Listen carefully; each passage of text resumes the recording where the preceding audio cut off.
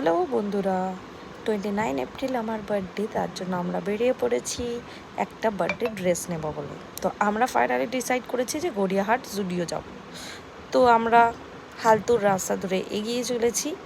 এই যে ব্রিজ ফাঁকা ফাঁকাই ছিল, কিন্তু কলকাতার ট্রাফিক কেমন হয় আশা করি তোমরা সবাই জানো। ফাইনালি এই পৌঁছে গেলাম গড়িয়াহাট জুডিও। কালেকশন অতটা ভালো ছিল না, তার জন্য আমরা আবার বেরিয়ে পড়লাম। আমরা ভাবলাম লেক মলে যাব। তো ফাইনালি লেক মলে গেলাম, কিন্তু দেখলাম জুডিও বন্ধ। তার জন্য মনটা খুবই খারাপ হয়ে গেল। তারপর ভাবলাম যাব একটু ম্যাক্সে। তো গেলাম ম্যাক্সে টুকটাক কিছু কিছু জিনিস ভাল লাগলো, তো তাই সেরকমভাবেই নিলাম কিছু কিছু জিনিস। শপিং করে তাড়াতাড়ি বাড়ি ফেরার উদ্দেশ্যে বেরিয়ে পড়লাম, কারণ কি অলরেডি মাতাশ্রীর কল এসে গেছে।